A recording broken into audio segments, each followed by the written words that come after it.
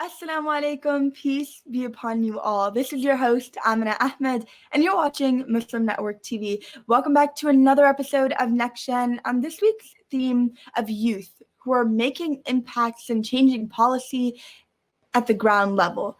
We spoke for the past 2 weeks on the humanitarian level at a global level, but this week we just want to take it back to the groundwork that is being done by young people. And today we also have a very special guest, which I'll speak about a little bit later. But we're there on Galaxy 19 satellite, MuslimNetwork.tv, Amazon Fire TV, Roku, and soon on Apple TV as well.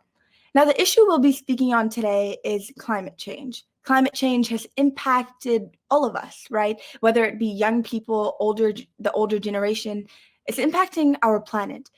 But this issue is one that is very significant because not only does it impact us today, it impacts the generations that come after us, their livelihood and well-being as well. Climate change has significant impacts on our economies, our ecosystems, our communities. For instance, at the beginning of this year, we saw the Australian wildfires, which, although have died down, there's still heat waves that are impacting just the Australian community, but also they've sparked dialogue on what climate change is and global warming as well. But as our planet continues to change, right, and the issue of how homeostasis will be developed, that arises as well. But hopefully we are all developing, we're adjusting, and we're sparking dialogues on what climate change is and global warming. We're also hoping to fight for a better world, for a restored world where these issues aren't ignored, where some people don't even realize and acknowledge that climate change is an issue. And I think that's one of the most ironic ironies that come out of all of this, is that some don't even acknowledge the existence of one of the main issues that we face in our world, not just as young people, but as communities as a whole. And in order to discuss more about climate change and its impacts on our world and the work that's being done by youth, we have with us Adelina Avalos. Hello, thank you for having me. Hey, Adelina, thank you for being with us today. No, it's an absolute honor. Adelina, you are from the southeast side of Chicago, and for the past 2 years, you have been very involved in the climate and environment scene. Adelina has organized 5 climate strikes. That's absolutely insane. That's phenomenal. 5. You've organized all 5 of those. You are headed to the University of Illinois and hope to graduate from there and continue to organize in the city of Chicago. You've also affected policies with environmental racism and job acts, that come from all of, the issues of climate change. So you're there affecting policy. You're there on the ground, making some impacts, making some changes. Thank you, Lena, for being with us. No, thank you. Yeah, and before we get more into climate change and global warming, I want you to tell us more about yourself, right? And what inspired your journey into what, this process right now that you're in. Yeah, definitely. So I think I wanted to clarify that it wasn't just me organizing, it was definitely a team. I'm sure you knew that, but I think a big part is just one, where I grew up here on the southeast side.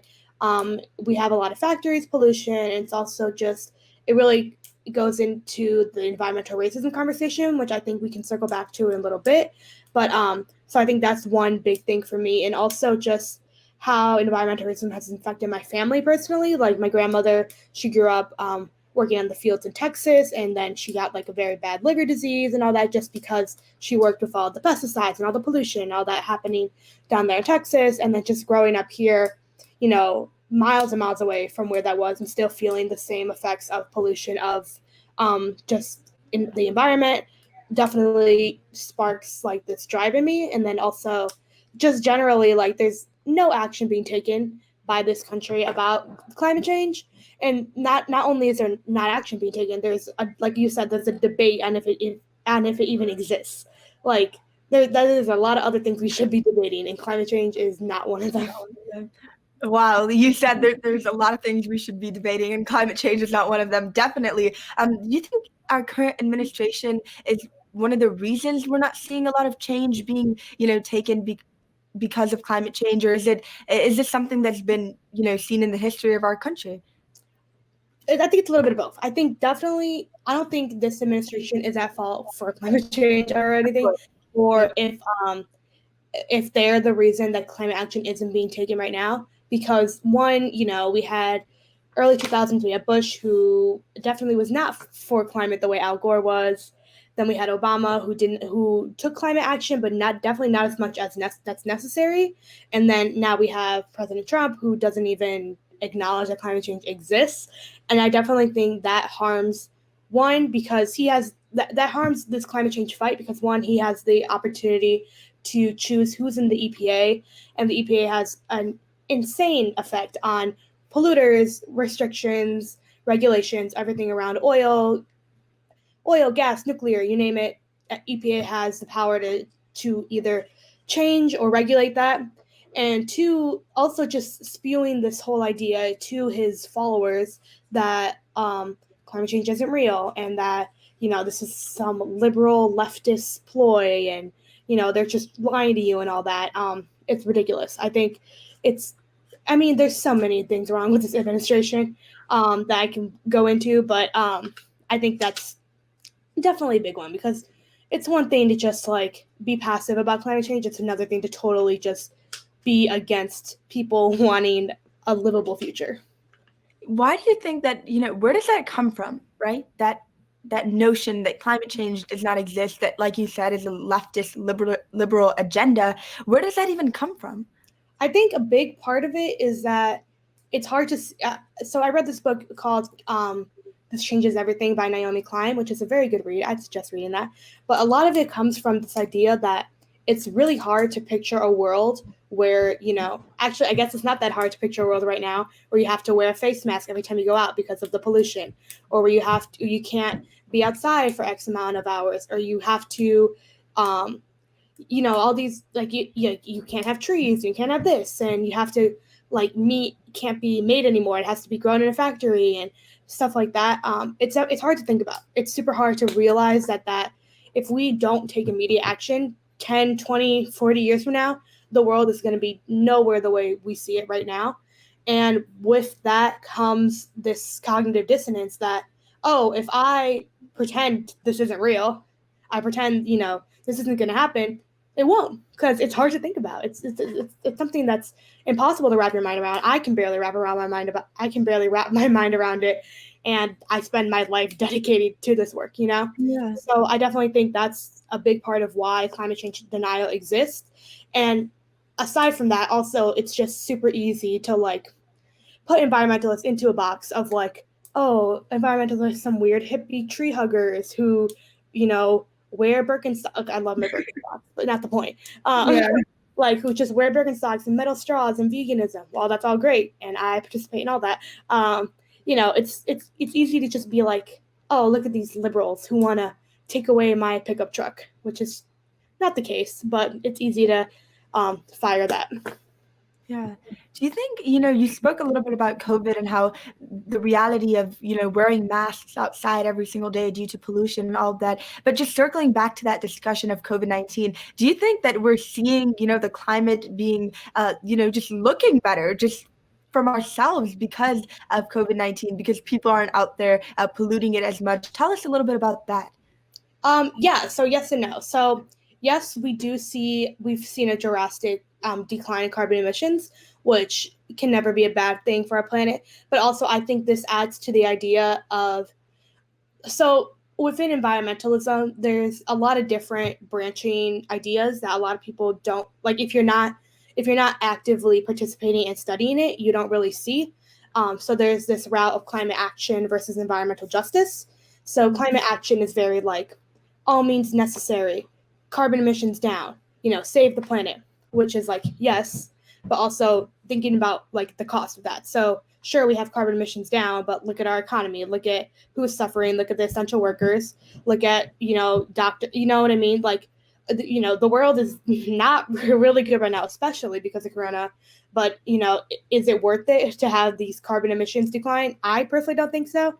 And which is why I go down my route of environmental justice thinking, which is more let's put people first, let's make green jobs, let's keep the economy alive, and also let's make sure that we have obviously systemic issues of racism, classism, misogyny, homophobia that are just in our society. And when we think about climate action, we don't want to contribute to that.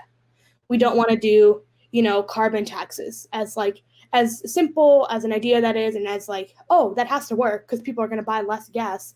Not the case, right? Because say we have a carbon tax, who's going to benefit? Rich people who are just going to say, oh, I can afford that. I can drive wherever I want. Who's gonna experience a loss from that is going to be poor people who have to drive to work, who don't have accessible transportation like buses, trains. Let's say I have to drive to work and now I have to pay this extra carbon tax, even though, I really have no say over what's happening. And that goes so take again, I live in the Southeast side, which has its own issues with factories and all that. But also we don't have a CTA train out here. We have a metro train that is double the cost of CTA train. We have a few buses that can get you from point A to point B, but, not efficiently, not nearly as fast enough as it should be. So yeah, I think that these are very different ideologies of environmental thinking, and I don't like the idea of people being like, oh, well, Corona, it's really gonna help the environment, which, because it's not, it has disproportionately affect Black and brown people, poor people, things like that. So yeah, I think that's my thoughts right now on where environmentalism is.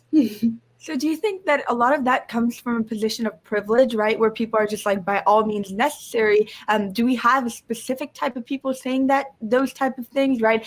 Because I'm pretty sure it's not essential workers, it's not poor who will be affected, drastically by those type of means. Why is it that we're seeing, if we're seeing those in privilege have those type of notions?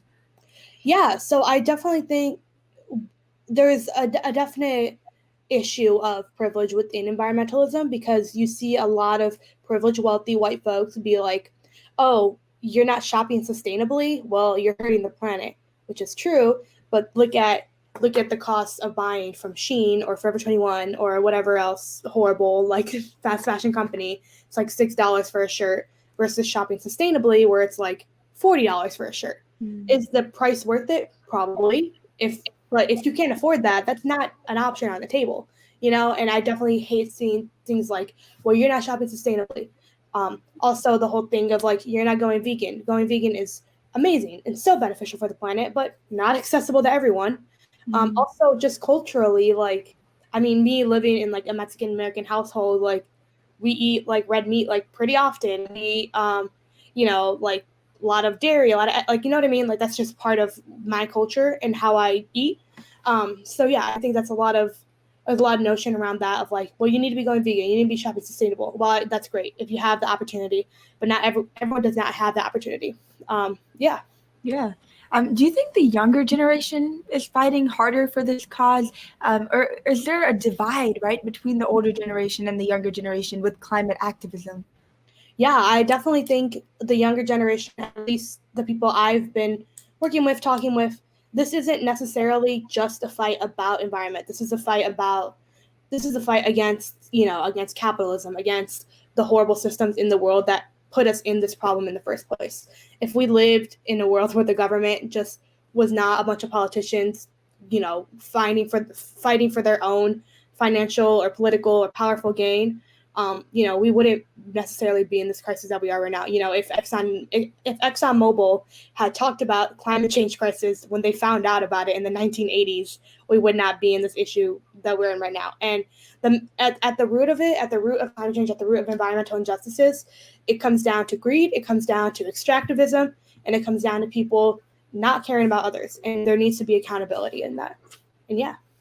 And we'll be speaking more on the work that's being done by Lena, as well as, like she said, there's so many others with her, so many young, inspiring, activists with her. And we'll be speaking more about that right after our short break. We're there on Galaxy 19 Satellite, MuslimNetwork.tv, Amazon Fire TV, and Roku. And we'll be right back.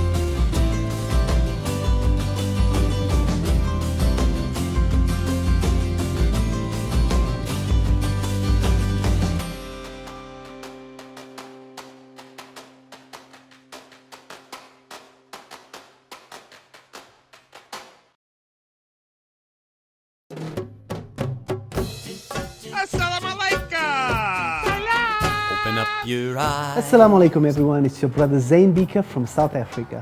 One of the first educational programs ever produced for Muslim children was the ever popular Adam's World series. The colorful and comical Muslim puppets stole the heart of a generation. Sound Vision will be releasing brand new episodes of Adam's World with the launch of a Adam's World app. Subscribers will enjoy new Adam's World episodes as they are released, as well as all the classic episodes of Adam's World. So visit adamsworldapp.com now to learn more, subscribe and enjoy new adventures of Adam and his friends. And let's keep helping tomorrow's Muslims today. Assalamu alaikum. It's Adam's World. Believe me, there's a lot to see. Bismillah, let's explore.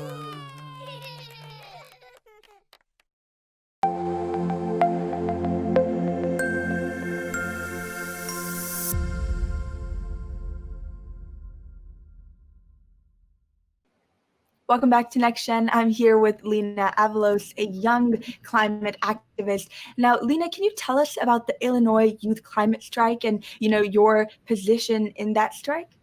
Yeah, definitely. So the Illinois Youth Climate Strike, Illinois Youth Climate Movement, we are a group of teens, and I actually am the oldest in the thing, so that says a lot about how young we are. We range from 8th grade all the way to senior year or freshman year in college now. So we have been working for about a year and a half, 2 years now, basically just putting on these climate strikes, calling for environmental justice, against environmental racism in Chicago, and just general climate action, because that is the bare minimum, just at least something to be happening, and that is just not happening. So this started, March 2019, I don't know. It started one in March, so we had one in March, which came out with about 500 people. We had another one in May with about 700 people. And then that was amazing. We thought, oh my God, this is the peak of activism. This is amazing. And, we thought that that was amazing. That was an amazing turnout. It was definitely fighting for environmental justice and not climate action like I talked about earlier. And then come last September, so we're talking and we're like, oh my God, we need to have at least 1,000 people. Like, that would be amazing. Or 700 people. Like, that'd be insane. It would really get our point across. Then I don't really know what happened, but we ended up outreaching so much that we had 8,000, 10,000 people coming. And it was just an insane day. Probably one of the best days of my life. And we got direct attention from Governor Pritzker for him to take action on the Clean Energy Jobs Act. And I think that was super powerful. And then we had another one in December and October, and with a good turnout as well. And we were supposed to have one on Earth Day. Obviously, that didn't happen. And we ended up having a live stream similar to this one on our Instagram. So we have been working tirelessly to do these strikes, and also just promoting Clean Energy Jobs Act, which is which I can get into later, but it's basically an environmental justice bill here in Illinois. And I think our team has been amazing. We actually have new members that just joined us last month, because we have seniors that are graduating. I'm personally staying in the chapter just because I'm going to be in Illinois. But had I gone to college somewhere else, I would have had to leave. But Lena, I think I would want to join too. I want to be a new member, because that's phenomenal, right? Where you said you have from 8th grade all the way to freshman year in college, young people who care about the environment, who care about not only themselves, but the generations that will come after them. But can you tell us more about this act and how, you've been able to affect policy by advocacy? Yeah, so the Clean Energy Jobs Act is an act currently still up for approval in the Illinois House and Senate. So essentially, Clean Energy Jobs Act, also called CEJA, and I'm going to keep calling it that because it's easier. So CEJA is an environmentally justice-based bill that will promote clean energy. So wind, solar, whatever you think of, it's what's going to be promoted. It's going to not only shut down any coal or any hazardous factories, but once those factories get shut down, they get fined. They actually get some accountability. The workers there, that's not their fault that they work at a coal factory or at any factory. We can't just leave them behind. That is a route that that's that climate action route I'm talking about. But we would go this environmental justice route where, okay, so you're working in a coal factory. We don't want this coal factory to happen. So we're going to give you free job training and free job opportunities. And you're going to be able to work in solar and wind and whatever other green opportunities come up. And that's like so important. And it'll also not only stimulate our economy, but it will also just lessen that gap between Black and brown folks working and, wealthy white folks being at the top of the line, being like, okay, I'm making all this money. You can go work in this hazardous factory and kind of do it for me. Yeah. And, what are some other ways that you and your group have been able to raise awareness and continue to advocate, aside from these protests and strikes? Tell us some other methods. Yeah, so we've had live streams on our platform before. We also always promote anything that's happening. So say, there's a podcast recording happening. We would definitely, if someone reached out to us and said, hey, this is happening in my neighborhood, we're talking about XYZ, can you promote it? And if it fits with our ideas around climate change, we'll definitely promote it. We also make sure to highlight that Indigenous, Black, and Latino folks, we're at the front lines of this fight, and most of the time we're not the ones being uplifted, not the ones being centered, which is fine. Well, it's not fine, but that's not the priority isn't for attention or all that. But at the end of the day, you should get it when you deserve it. And yeah, so, working with the Illinois Indigenous Youth Council, Good Kids Mad City, and other amazing Black and brown Indigenous organizations here in Chicago, and making sure that we team up with them and that we take their thoughts, their ideas, and we uplift them in our strikes. Because at the end of the day, we don't want our strikes just being a bunch of kids from Naperville and from Chicago and from wherever else, and saying we want climate action, because we do, but we also want to make sure that it's for Black, brown, Indigenous, queer, femme, any folks because everyone deserves to live in a safe, healthy home, and we want to make sure that happens. Yeah, and I think it's beautiful how you constantly highlight that this is not just a fight from the privileged, white folk. This is a fight for people who are Indigenous, who are Black and brown, who are from poorer communities. But can we talk about that divide? Why does that even exist, right? With Greta Thunberg, for instance, she's very inspiring and empowering, and I love the work that she does. But the reality is there's so many Indigenous folks who have been doing that work for decades, but they haven't been given that same platform. Why is it that we're seeing this currently? I think there's a lot of different reasons. One, I think making activism more palatable for folks, and being like, oh, look at Greta Thunberg, she's doing it peacefully. She is, and she's amazing, inspiring, and obviously deserves all the recognition she gets. But at that point, they're like, so yes, she's doing amazing work and inspiring real climate action and real discussion. But also we have to think about the folks who protested at the Dakota Access Pipeline, and the folks who are protesting in Canada, and all the Indigenous and Black folks protesting all across, not even just this nation, all across the world against climate change. Because at the end of the day, Black and brown Indigenous folks are bearing the brunt of climate change, and that's environmental racism. I know Latino folks, we breathe in about 63% more pollution than we cause. Meanwhile, white folks, they breathe in about, I think it's something like 27% less pollution than what they cause. And it's just a very clear and very brutal divide. And you see that happening. So making activism more palatable for folks, and also just it's easy for people to look at Black and brown women specifically, Black, brown, Indigenous women, and being like, oh, she's just angry. She's just aggressive. She's just this. She's just that. Because, I am angry personally. Yeah. But, it's super easy to just be like, oh, another angry Black and brown woman. Oh, another one of these. And just kind of brush it off to the side when that's not the case. And even if we are angry, and we are, okay, you should listen and take action about it.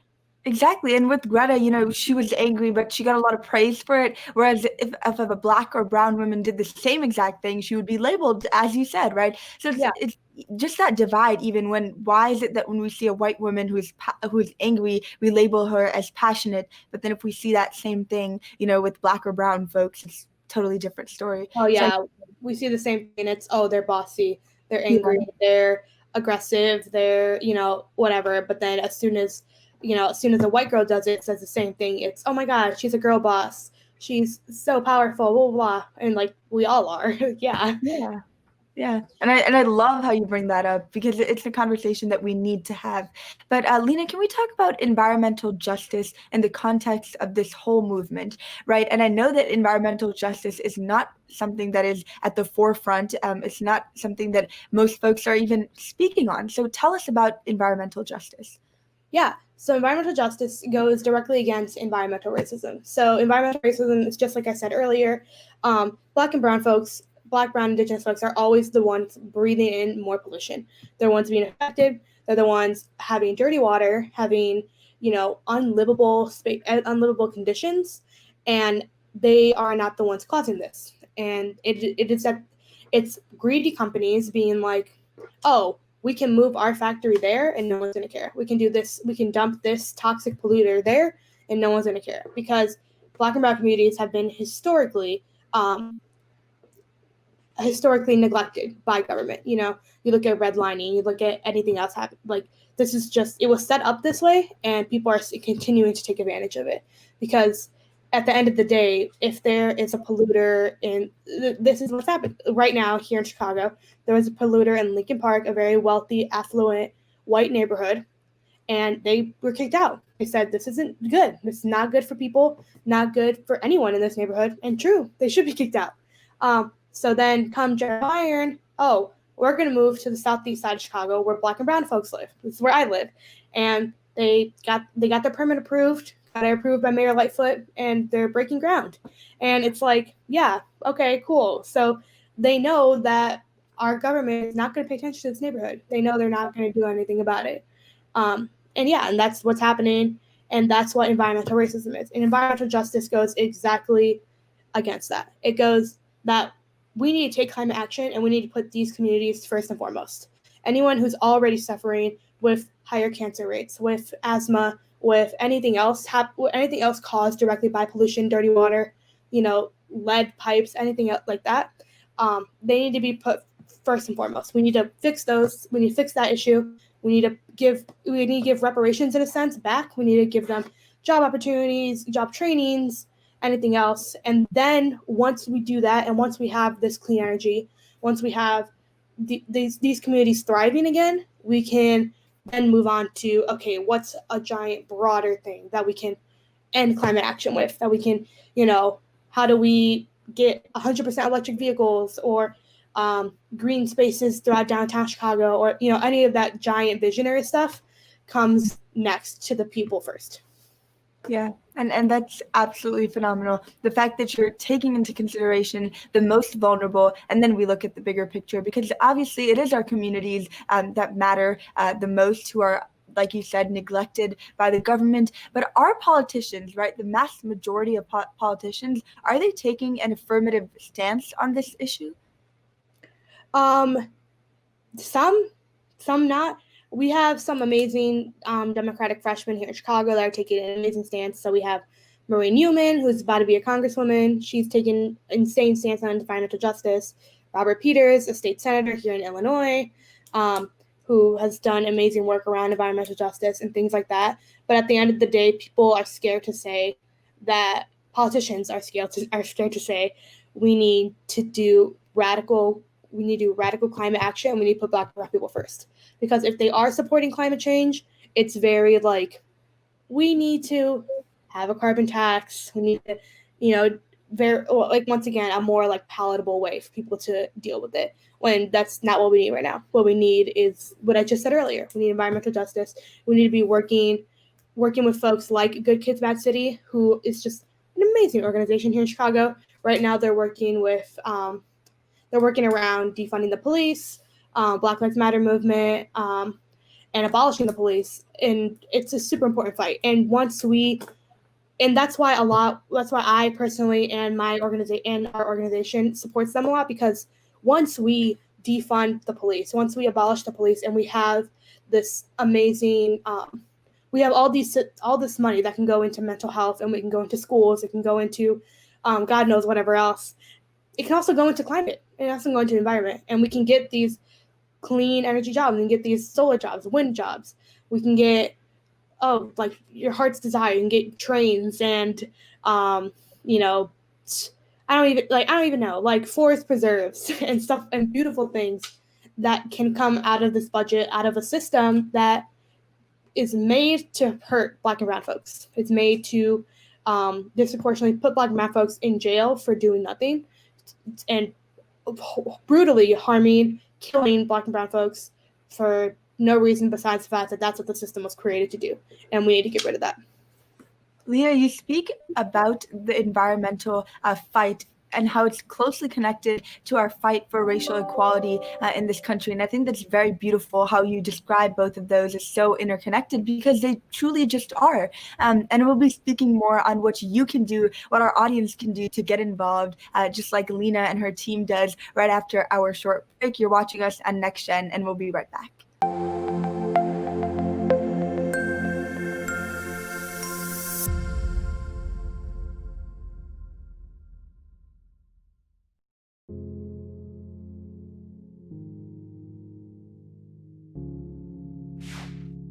We are Justice for All.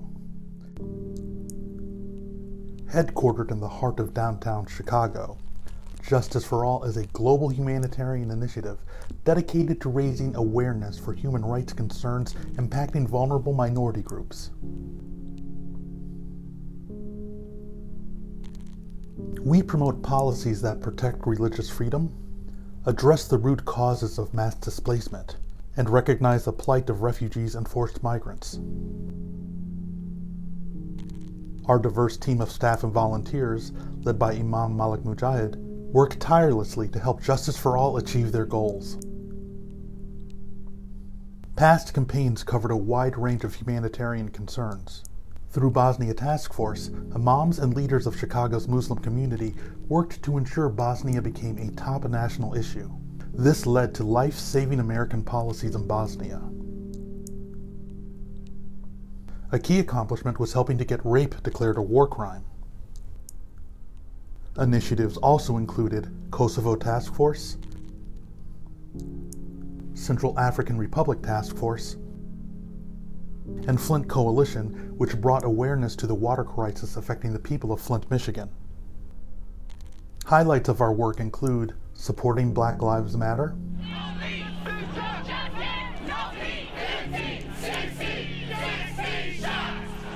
Parliament of the World's Religions, addressing climate change. So wasteful consumption starts the ruthless production, and that's where we need all the fossil fuel in the world.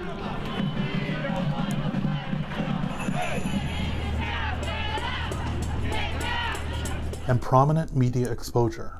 This is Imam Malik Mujahid, President of Justice for All. And I'm the Director of Outreach for Justice for All. And that's why we need to go back to what worked. Today we're demanding an apology from the CEO of Costco. The Chinese crackdown on Uyghurs and other Turkic people has only gotten worse. Current programs such as Burma Task Force advocate for the rights of Rohingya refugees in Bangladesh, internally displaced populations, and all those denied freedom of movement and at risk of starvation. Through this, we mobilized thousands of calls to elected representatives. This paved the way for the U.S. to increase funding for Rohingya refugees from $30 million to over $600 million. 2 of our documentaries were featured on international news outlets. The Rohingya People, a slow-burning genocide, on BBC World News, and Rohingya Refugees Tell of Massacre was featured on CNN. We've organized rallies, UN mission visits, expanded presentations on campuses, promoted research and report writing, outreach to think tanks, media, and other influencers. Faith Coalition educates about the Rohingya genocide and crimes against humanity faced by ethnic groups in Burma. We've traveled to refugee camps, convened a meeting of Karen, Kachin, and Rohingya leaders, both to encourage cooperation and to guide them in congressional outreach. We organized Rohingya Advocacy Day. This led to over 100 participants visiting the offices of 60 U.S. senators and congressional representatives. Free Kashmir advocates for the people of Kashmir.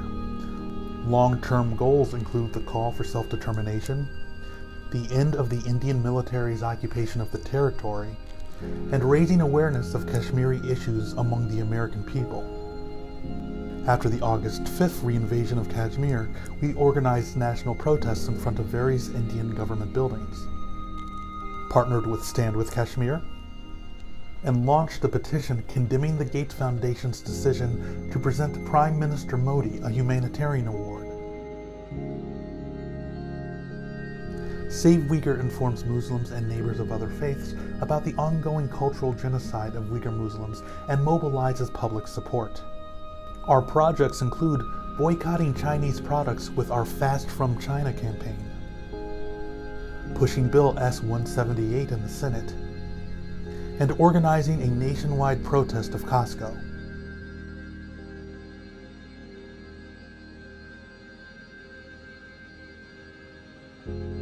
Together, we can continue to stand up for justice. Justice for all.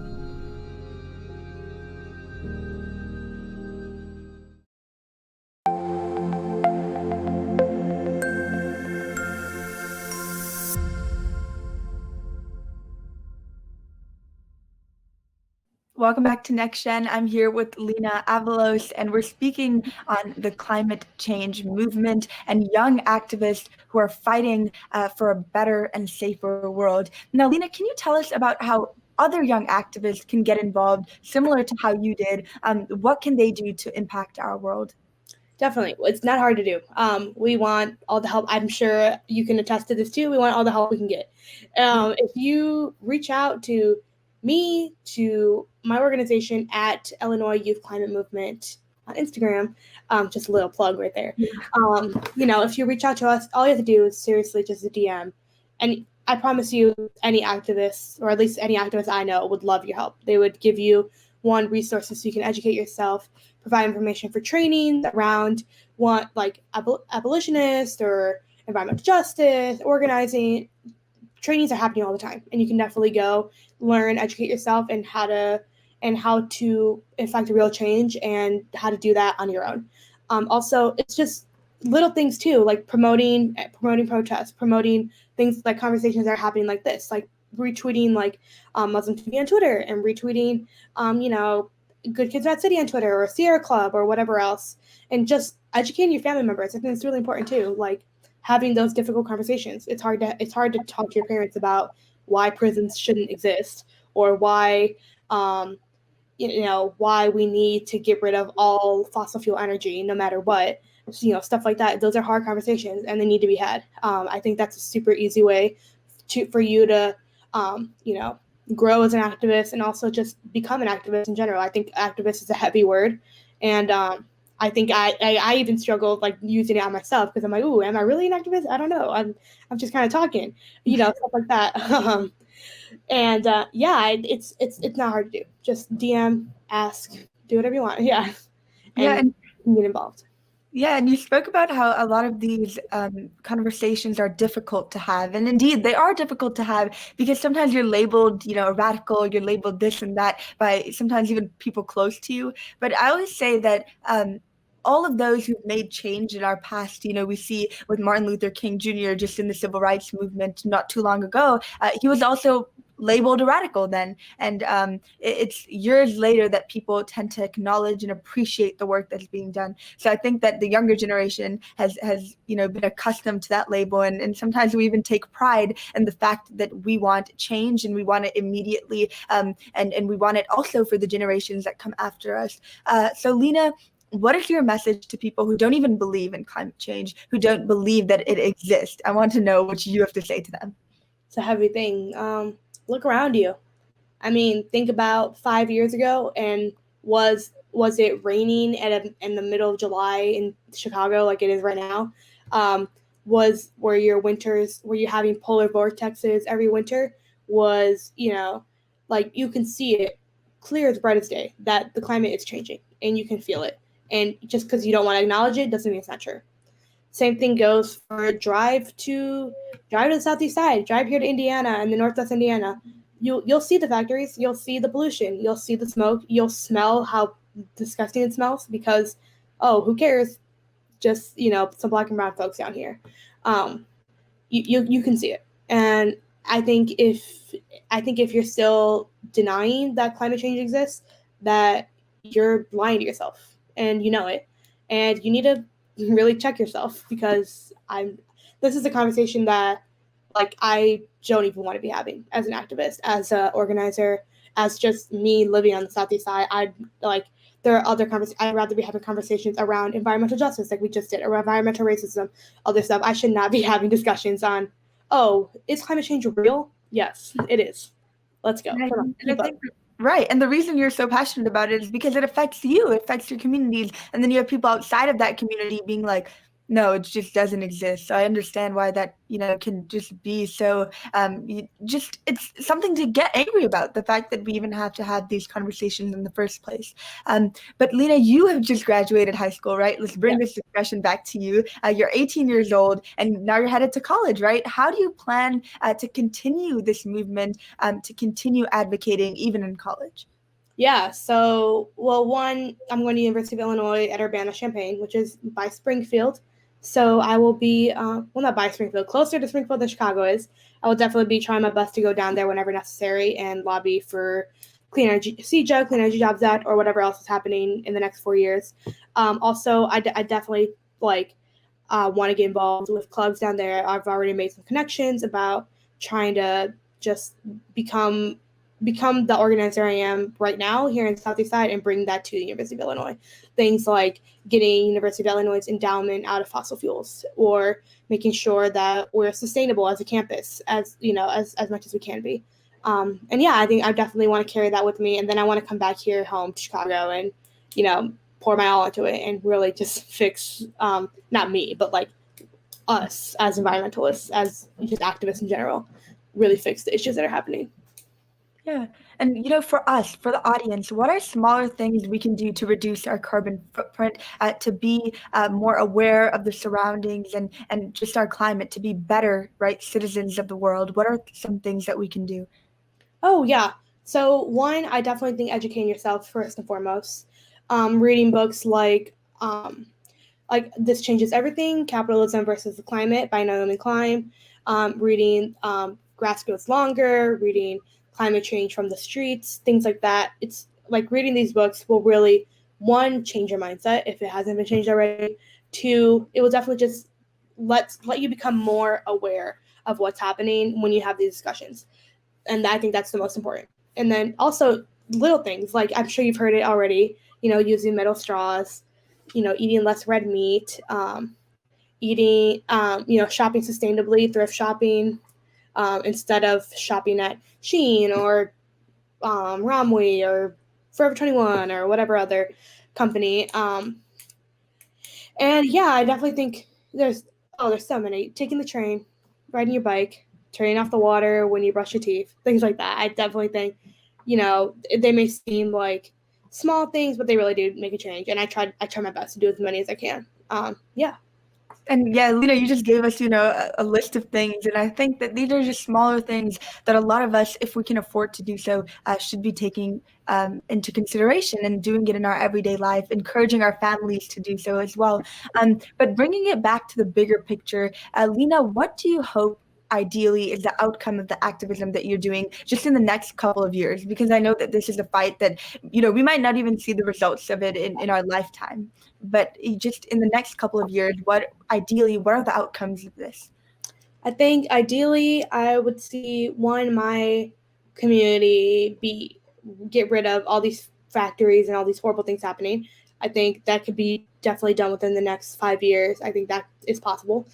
I also think that within the next 5 years, we can start beginning to transition people out of dirty jobs into clean jobs. So this looks like job hubs, or maybe even I also think within the next 5 years there can be like urban farming happening. Like I think this is a super like attainable thing, and shipping your avocados from like California is it's bad for the climate. Like it really is. And I think if we grow these like avocados, for example, here in Chicago, that can I can change a lot. And I think it's possible. And I also think it's better for the community, like having this happening in your community and giving your money straight back to your community. Yeah, I think it's super important. Like that's why you see farmers markets happening, and also go to farmers markets when they're in season, because they're super good for not only the community but for the earth, which is the best. Yeah, and Lena, before we end here, right, you've given so many solutions that people can implement in their daily lives. But I want to know your final message to young people out there who are watching. What is your final message to them and their kind of path of getting involved? So much.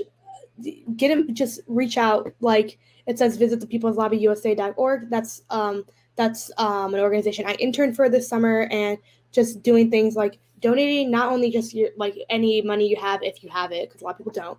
Donate your time. Go to town halls, go to discussions like these, watch, educate yourself, and go to protests when it's safe for you to, and making sure that even if climate change isn't your fight, find your fight and make sure you fight for what's close to you, what's hitting home, and what's and find that and pour your all into it. Yeah, Lena, you said to find your fight, and I think that's very powerful. Educate and raise our voices. Lena, you are powerful. You're phenomenal, and the work you're doing is necessary. And thank you, for just speaking to us today, for discussing your fight and the fight of so many of those around you. It was an honor for us to have you. And to our audience, thank you for watching. We'll be back tomorrow with a new episode, a new guest on those young people who are making changes on the ground. Thank you so much for watching, and assalamu alaikum. Peace be upon you all. Thank you.